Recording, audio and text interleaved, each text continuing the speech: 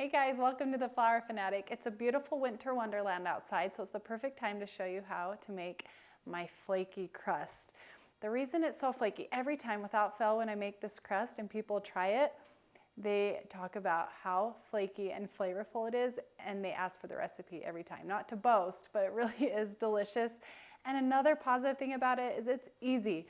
I don't need a food processor, I don't need a pastry cutter, I just use my hands. It's a little bit messy, but I like to be able to feel what I'm working with, and it makes it a lot easier. And so I'm just gonna get started. It uses vegetable shortening, which is Crisco. I love to use Crisco, and that's what makes it so flaky. If you use butter, it takes away that flakiness, and it also doesn't use sugar, so it's great for savory and sweet things. I love it for my chicken pot pie. That is my favorite go-to meal on Sunday. My kids ask for it every time, and it's starting to become a tradition at our house. So I'm just gonna show you how I put it together. You get 2 cups of flour, throw it in there, 1 teaspoon of salt, just gonna spread it around a little bit evenly, and 1 cup of Crisco shortening.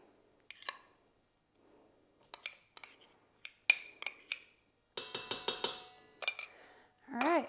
That's it, and I'm just gonna start using my hands so it's all in here, and I'm just gonna spread it around, crumple it around until it gets to a nice pea-like texture.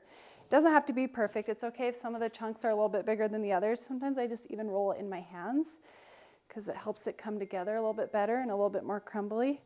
It is a little bit messy.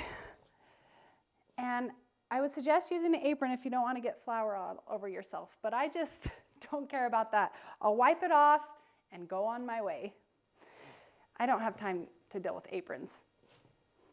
I know they look cute when you're cooking, but the effort that it takes to put those on and off is just too much.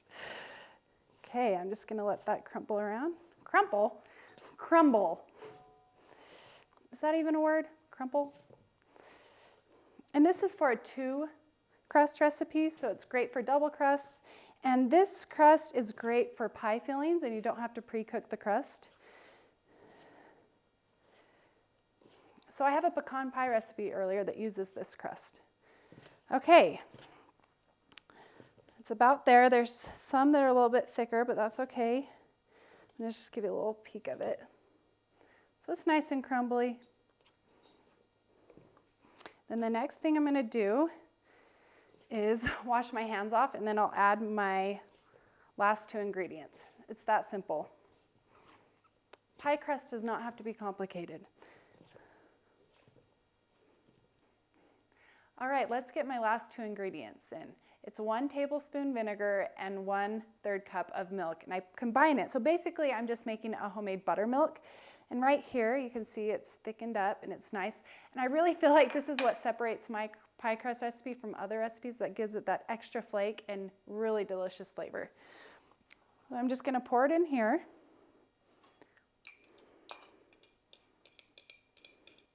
I'm gonna get my fork, and I'm just gonna stir it around a little bit until it kind of comes together, and then once again, I'll get my hands involved.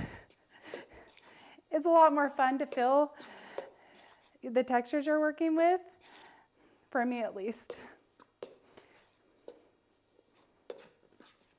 Okay, I've stirred that around a bit, and now I'll just gently bring it together. The fork won't bring it together like you need it to, so the hands really do nice finished work. Okay, so I'm just gonna put it into a ball. See how it's starting to come together? I don't wanna overwork it though, because I still want separation between the flour and the shortening. Because if you overwork it, it can tend to get a little bit more firm, but honestly, you ain't gonna get a firm crust with this recipe. Okay. Put it into a nice little ball, and I'm going to put it into 2 discs. Just kind of measure it by eye to make sure it's nice and even.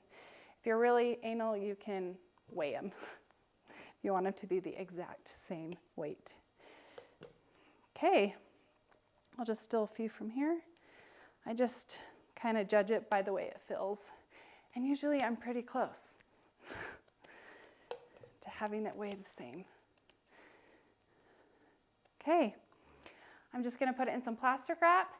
You don't even have to chill this before you use it. I do like to chill it a little bit, about 30 minutes, because it's a little bit easier to work with and it doesn't stick quite as much. But if you need to use it immediately, that's fine. You could just add a little bit of flour on the bottom and the top as you roll it out. Okay, I got some plastic wrap right here. Oh, they're both sticking to each other. Just kind of make sure each side is not exposed to the air. Get my other one. So if you can look up close, you can see the vegetable shortening kind of swirled throughout. That's how you know it's going to be nice and flaky. All right, that was it. I'm going to put it in my refrigerator and let it chill. You can let it chill for up to 2 to 3 days, but I don't ever wait that long to eat pie. All right, thanks for visiting. I hope you found this video helpful. I hope you feel that like you have the confidence to go make your own pie crust, and you will not regret it. You will love this, and it will become an addiction. So like and subscribe, comment down below if you've had any bad experiences with pie crust and this eases your fear a little bit. Talk to you later. Hope to see you in my next videos.